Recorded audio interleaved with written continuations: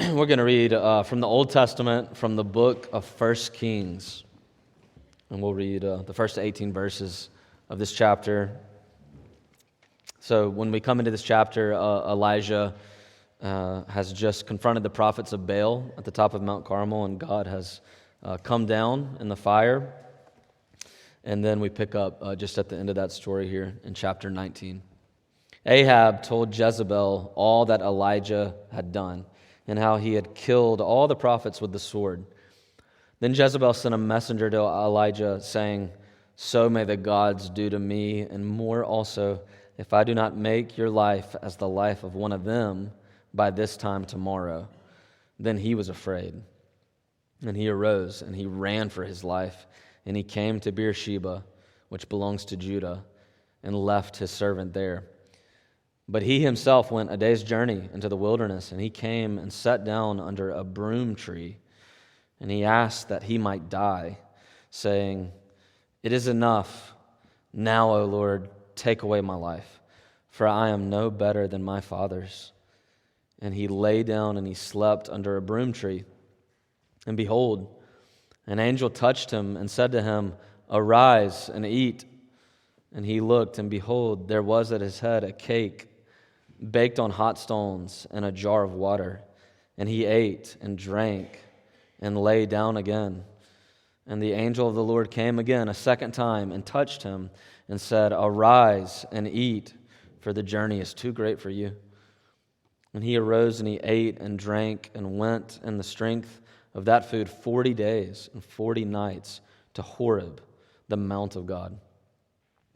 There he came to a cave and lodged in it. And behold, the word of the Lord came to him, and he said to him, "What are you doing here, Elijah?" He said, "I've been very jealous for the Lord, the God of hosts. For the people of Israel have forsaken your covenant.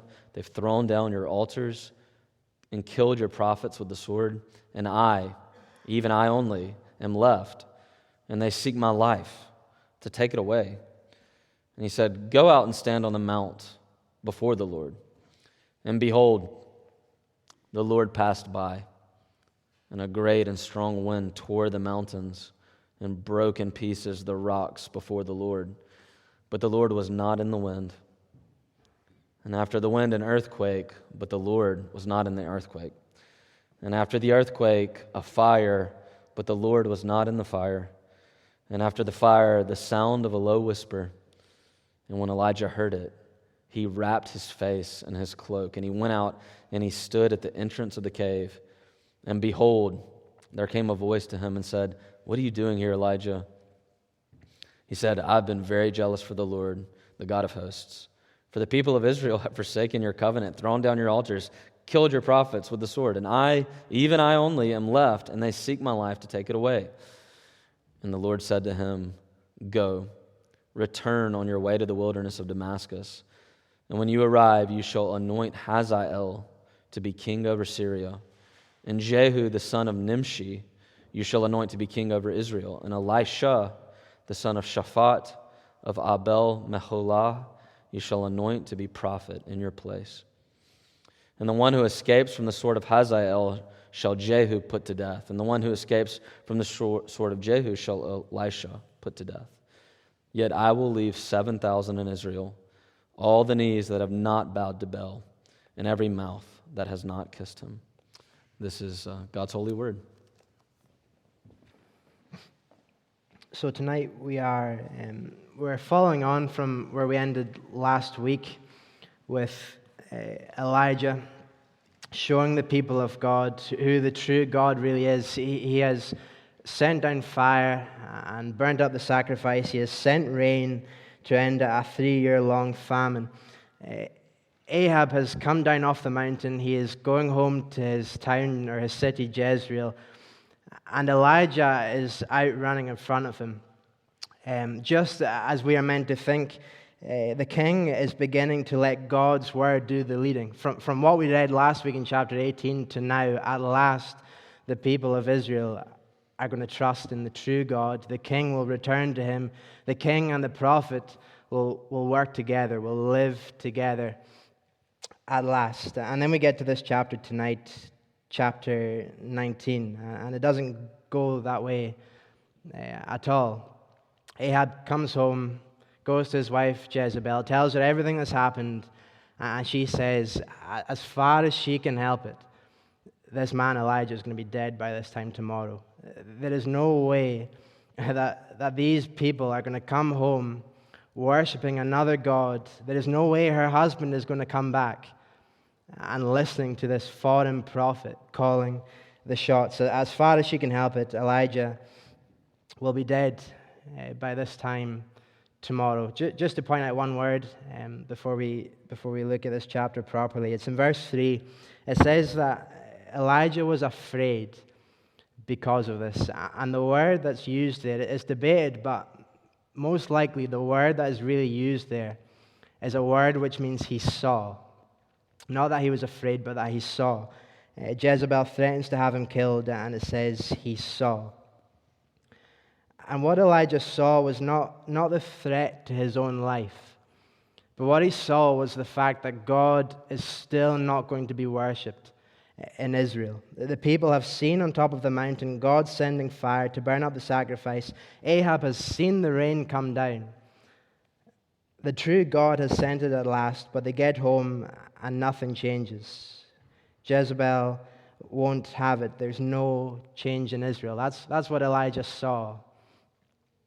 And in his upset, in his heartache, he leaves and heads over 100 miles south. In one sense, Elijah's heartache that we read off in this chapter, it's down to the fact that the true God is not going to be worshipped. There is going to be no change in Israel. In a wider sense, in another sense, his heartache is down to the fact that not long ago, life was how it was meant to be. He was on top of the mountain. Everyone saw who the true God really was. Life was what he wanted it to be. And yet, in no time at all, he comes down and he is driven away and he is left asking, how could things go so wrong? Life was how he had dreamed it would be, and now he's brought so low that he is wanting to die. Just 2 points tonight. What is clear in this chapter is that whether you are on the mountaintop or whether you are in the wilderness, you're in the valley, whether you're in either of those places, what is clear in chapter 19 is that God will not leave you on your own. Whether things are as good as they have ever been, or whether you're feeling like your sadness is just growing and growing, whether work on a Monday to Friday is just how you want it, whether your relationships with your family and friends match your ideal, whether everything in life has its place, or it did have its place and it no longer has its place, and you've been left wondering why it's not like that tonight, God tells you, in all of those places, you're not alone. 2 ways tonight in this chapter, 2 ways in chapter 19, which God tells you that you're not alone today. In verses 4 to 13, God provides everything that you need, and He provides for all that you are, every aspect of your being. And then from verses 15 to 18, secondly, He gives you a community, or He puts you into a community. So, from verse 4, God provides everything you need for all that you are. Elijah has left Jezreel. He's gone 100 miles south to Beersheba, and then from there he's gone another day into the wilderness. And it's when he enters into the wilderness that he asks God to take his life. Elijah isn't fed up here. He's not afraid of Jezebel or Ahab, but once again, there is going to be no change in Israel. And he thinks, what hope is there? What is the point in living when everything goes against you? Look at how God answers that question for Elijah. He wants to die, and God says, here is some food and water that's going to keep you alive for the next 40 days. God prepares a meal for him. God himself makes Elijah a meal, and he tells him to come to the table and eat. This is how God begins to provide for Elijah, for his physical well-being. He gives him food, and so he is physically sustained. And when you read these verses, and when you see Elijah eating and sleeping, God gives him that. God gives him this food, and he gives him this water, and he gives him rest, because Elijah is a physical person living in a physical world, and he has physical needs and interests. And at this moment, after these days of traveling, Elijah needs food and he needs water, and so God makes him a cake. It's like, I was thinking earlier this week when I was reading this, it's kind of like, well, for me anyway, when I'm at home, I'm lying in bed on a Saturday morning, and I can smell the bacon being cooked, and I think today's going to be okay, because the bacon is being cooked. For Elijah, the day is not going to be okay. If there is going to be another day, it won't be all right. But he wakes up, and the food has been prepared, and the water is there for him to drink. And when he wakes up to that, it proves to him that God cares for every aspect of his being, and he prepares for him physically. We understand heartache in different ways, each of us, and maybe you know what it means to deal with heartbreak or heartache or sadness or upset. Maybe you know what it means to lose someone that you love. Maybe you know what it means to miss out on the job that you were so sure that you wanted or so sure that you were getting. You might know what it means to be so uncertain about your future and where you are meant to be. And yet it all goes wrong. Maybe we have expectations of people, and yet we are devastated when these expectations aren't met. All these things and far more brings heartache. God looks at us, and he sees us the same way he saw Elijah. We are physical people in a physical world, and God cares about us, and he cares about his creation. And we are given things here to enjoy. We are given things here that will, at least in some part, give us comfort. You think, we've got loads of examples. You think of good food, you think of music that you like, you think about books that you can hide in, cafes you can sit in, you think of disappearing out of the city and enjoying walks by the sea. Think of your family and friends who can sit with you. God is a creator, and he creates things for us to enjoy, and more than that, he enjoys it when we are enjoying his creation. All of these things and much more are in no way the final answer to our heartache, but in every respect, God cares for his people. And he says, in the middle of your heartache, here is how I am going to care for you. Here are the things that will, in part at least, bring you some relief and some comfort. God cares for you as a physical person in a material world that he has made. What else does he do? Verses 8 and 9. Elijah, he's still on this journey. He goes to Mount Horeb. And God, when he reaches the mountain, God invites him to speak. Elijah, with his heartache, or what some diagnose today as depression, he reaches the mountain, and God asks him this question: "What are you doing here, Elijah?" Some would say that this is quite an accusative tone that God is using. It's as if Elijah has given up, and God is rebuking him. It's far more likely that God is not rebuking Elijah, but that he's inviting him to speak. One writer says that this question was put to him so that he would pour out his whole heart to the Lord. God tells you that you're not alone by providing everything that you need. He tells you that you're not alone by inviting you to speak to him. He gives you an invitation to tell him everything that causes you heartache. If God provided for you only physically, if he only gave you things that would make you feel good, then that doesn't fix your pain. That doesn't fix your heartbreak. It might be the start of it, but Like how God deals with Elijah, he doesn't expect us to store up our pain. He doesn't rebuke us and tell us to get on with it. No, he asks us the same question. He says, "What are you doing here?" And why does he ask that? Why does he come to us with that question? Peter tells us in his first letter, casting all your anxieties on him because he cares for you. He doesn't just care for your physical being, but he cares for what some call here your psychological being as well. He cares about how you think and work things out. God knows what the answer is in this chapter. He knows why Elijah has left Jezreel. He knows why you feel the way that you feel when you go to bed at night and when you get up in the morning. But he doesn't expect you to hold it in. Do you speak to him? Do you tell him about your anxieties? If you have sorrow, he wants to hear about it. If you worry what this week at school or uni or work is going to look like, he wants to know because he cares for you. He didn't let Elijah travel another 40 days just to tell him how weak he was. No, he asks him, and he asks you, "What are you doing here?"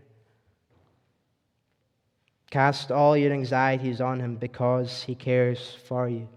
Just one point specifically in this question. And in Elijah's reply, he gives the same answer twice when God asks him this question. He's heartbroken. We've said already that God is not going to be worshipped in Israel. He's devastated by this. And twice he says that the people have forsaken your covenant. They have thrown down your altars and killed your prophets. Your covenant, your altars, your prophets. Elijah's heartache is down to the fact that the people want nothing to do with the true God. He saw that nothing was going to change. Belonging to God and trusting in him, it doesn't just bring joy. It does bring joy, and it brings joy that you will not find anywhere else in the world. But it doesn't just bring that. It brings sadness with it as well. You know, when you hear in your workplace, or you hear in your social and friend circles, when you hear on the TV, in almost every corner of daily life, when you hear that life is what you make of it, and you're the one that sets the rules, and then you see how that works out, what do we do with that? If you're a Christian, the challenge, I think, is not to spend your week thinking that this is just the way it is. This is just the way this city works. The challenge is to look at Elijah and see someone who is disappointed and who cries out to God because his community is making an idol and a god out of everything apart from God himself. Does it hurt that the only one who truly knows and loves us is the one who is rejected? The one who loves us, the one who has compassion on us. Does it hurt when we see how he is the one that is being rejected in the world? The true God completely knows and he completely cares for you. And this God comes to you in his compassion and he asks, "What are you doing here?" God not only provides for you physically, but he comes to you with an invitation to speak to him. One more point under this heading. God provides for you, provides for all that you are, and most importantly in this chapter, he provides for you spiritually as well. Elijah pours out his heart, and God's reply to him is to minister to him by his word. In verse 11, God tells Elijah to go out on top of the mountain and look out, and he sees these huge displays, these huge signs of nature. He sees this wind that's tearing apart the mountains and the rocks. He sees the earthquake. He sees the fire. And then what does it say? God was not in any of these things. And then after that, After all of that passes, you see what comes. The sound of a low whisper, or in another translation, a calm, soft voice. And God has been speaking already. We see that. God has been speaking to Elijah already in this chapter. But it's made absolutely clear to him now. Elijah has to cover his face because he realizes that God is going to minister to him. God is going to speak directly into his life, into his very being. God is going to save him from his pain, not by huge signs and wonders, but by the quietness of his word. In John 16, Jesus, he's telling his disciples that when he leaves, the Holy Spirit's going to come and he's going to guide them into all the truth.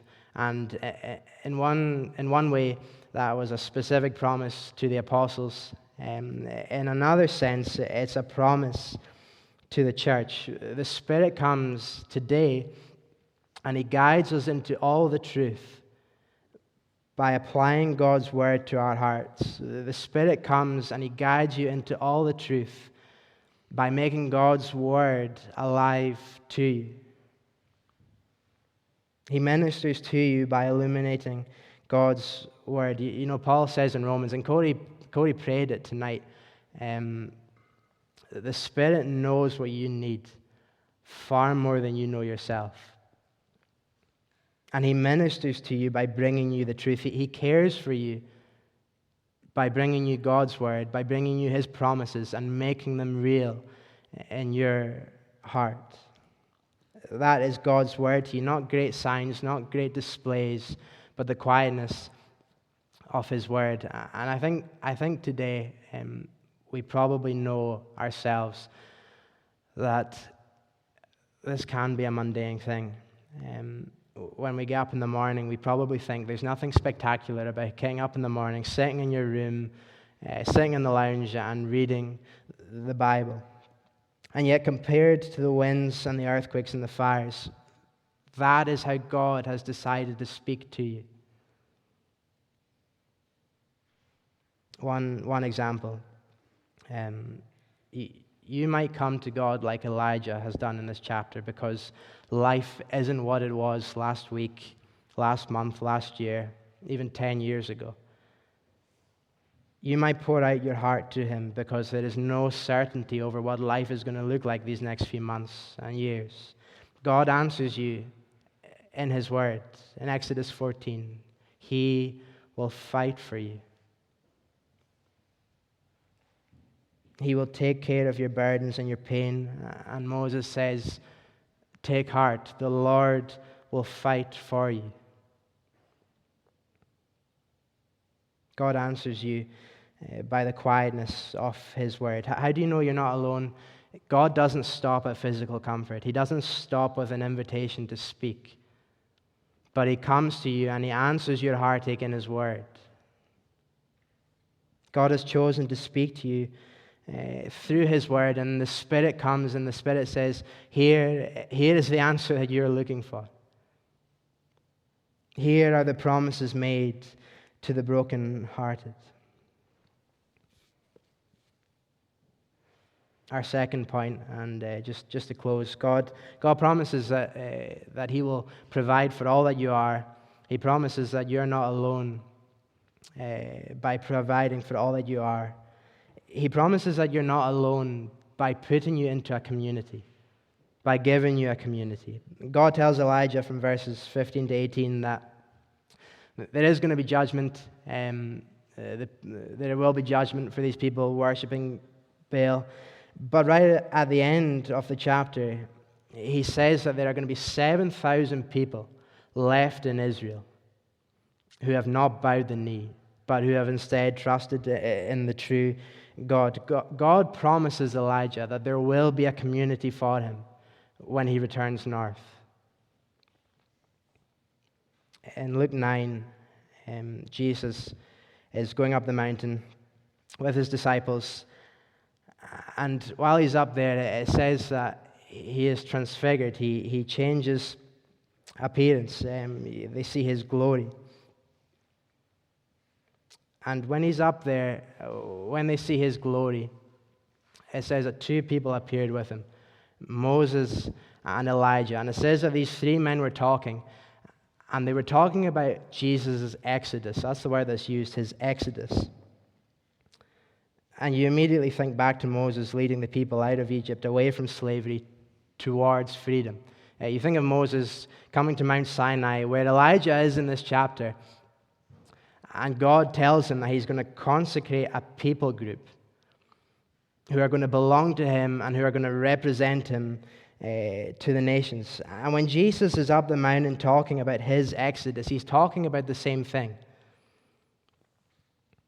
And through the sacrifice that he is going to make, a community is going to be created. A body is going to be formed.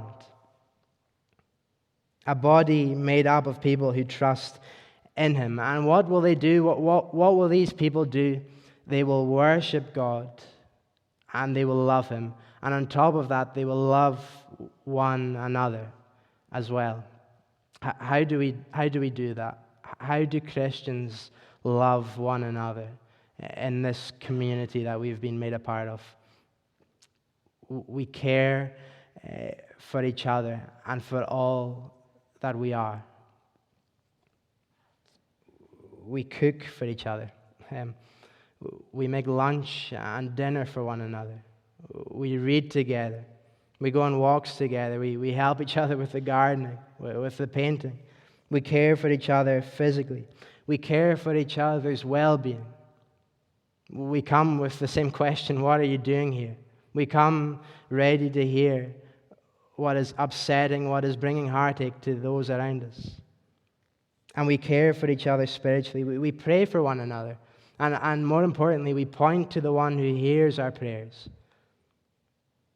We point to Jesus, the one who loves the body, but who loves you individually and cares for you specifically and promises that he will fix your pain. God proves that you're not alone by putting you into a community which reflects his nature. Do we do that?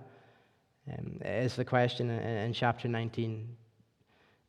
Do we reflect what God is like? Do we reflect his caring nature inside of this community? Do we care for each other's whole being every day?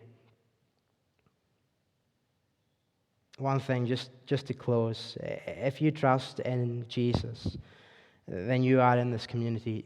When Jesus came down, he grew up, he lived, and while he did that, he lost all sense of community.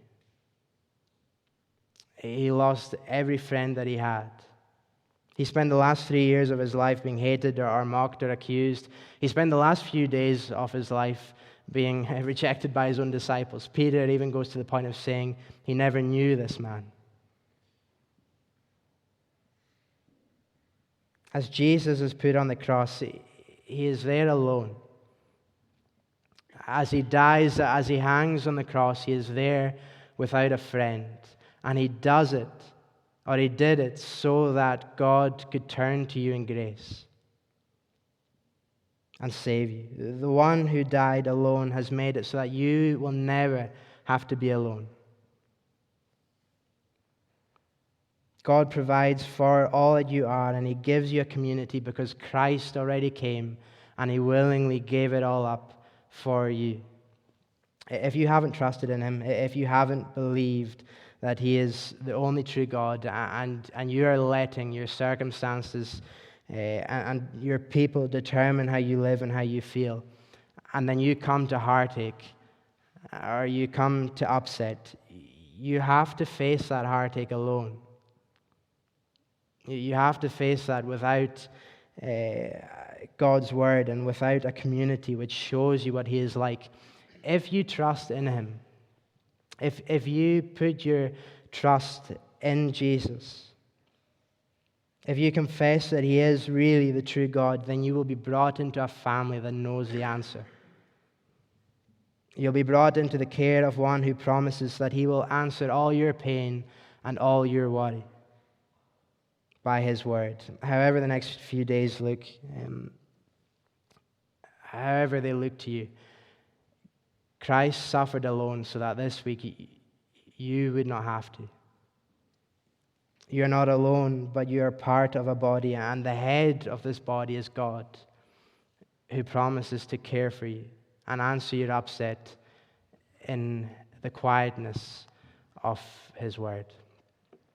Let's pray. Lord, we thank you for this chapter. We thank you for what we see in Elijah's life. And we pray that we would be people who understand that we are in the care of one who provides for our whole being, who cares for us physically, psychologically, who answers us spiritually by His Word. Help us to reflect your nature. Help us to be a community that does the same for one another until we get to be with you and all our heartache, all our tears are removed. So be with us, we pray, for Jesus' sake. Amen.